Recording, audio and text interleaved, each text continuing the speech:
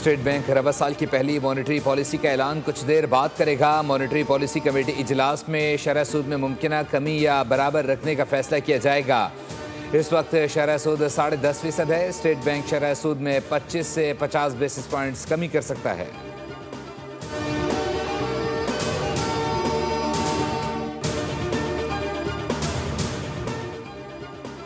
बांग्लादेश के साथ ज्यादती हुई अकेला नहीं छोड़ सकते। पीसीबी ने एहतजाज के मुख्तलिफ ऑप्शन पर गौर शुरू कर दिया है।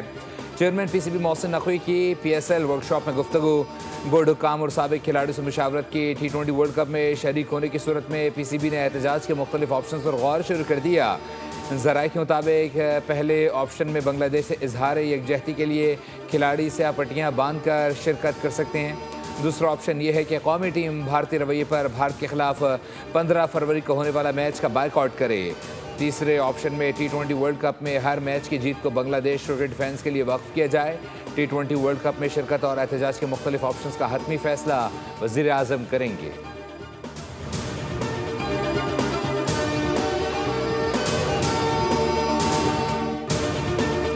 चेयरमैन पीसीबी मोहसिन नकवी की आज वज़ीर आज़म शहबाज शरीफ से अहम मुलाकात मुतवक्के। ज़राए का कहना है कि मुलाकात में T20 वर्ल्ड कप में शरीक होने या ना होने से मुताल्लिक उमूर पर गुफ्तगू होगी। T20 वर्ल्ड कप से मुताल्लिक वज़ीर ख़ारजा इसहाक डार से भी मुशावरत का फैसला किया गया है। T20 वर्ल्ड कप का आगाज़ 7 फरवरी से होना है। इवेंट में पाकिस्तान के मैचेज़ श्रीलंका में शेड्यूल्ड हैं।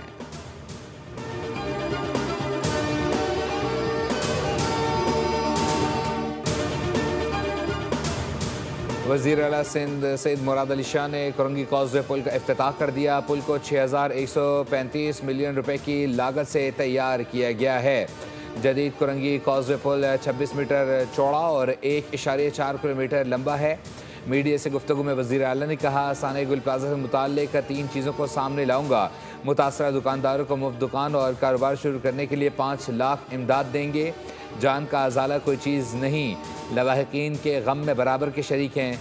जिम्मेदार कोई भी हो, सज़ा ज़रूर मिलेगी।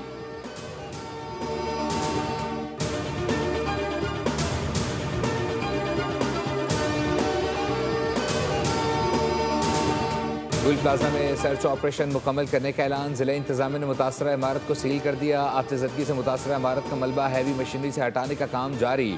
डिप्टी कमिश्नर जावेद नबी खुसरो कहते हैं कि जाँ बहक होने वालों में 23 की शनाख्त मुकम्मल कर ली गई। DNA की मदद से 17 अफराद की शनाख्त हुई। मज़ीद DNA की मदद से शनाख्त का अमल जारी है। चंद लापता अफराद के वर्सा ने अब तक राबता नहीं किया। साने गुल प्लाजा में मजमूई तौर पर 73 अफराद जाँ बहक हुए। जाँ बहक अफराद की शनाख्त न होने पर मुतल्लिका तहकीकाती कमेटी और कोर्ट के जरिए उनकी मौत की तस्दीक को तयन किया जाएगा। तकनीकी टीम ने आज गुल प्लाजा की इमारत का आखिरी दौरा किया है।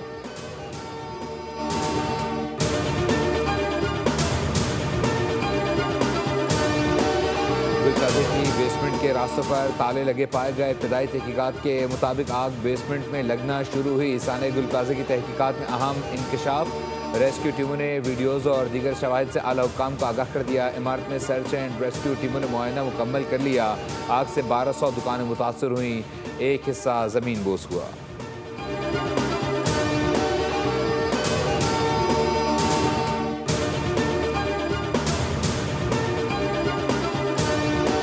पाकिस्तान और म्यांमार के दरमियान मफाहमती यादाश्त पर दस्तखत। नायब वज़ीर आज़म इसहाक डार और म्यांमार के वज़ीर ख़ारजा की शिरकत। इसहाक डार ने गुफ्तगू करते हुए कहा कि बामी मफाद के शोबों में ताउन को फ़रोग़ देने के लिए पुरअज़्म और दिलचस्पी रखते हैं। दोनों ममालिक के ताल्लुक़ात बाहमी एहतराम पर मबनी हैं। पाकिस्तान म्यांमार में अमन, तरक्की और खुशहाली चाहता है।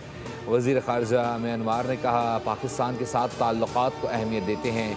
मुख्तलिफ शोबों में ताउन के मौक़े मौजूद हैं। दौरे के दौरान मुफीद बातचीत हुई। ज़राअत, तिजारत समेत दीगर शोबों में ताल्लुक़ात के फ़रोग़ का जायज़ा लिया गया।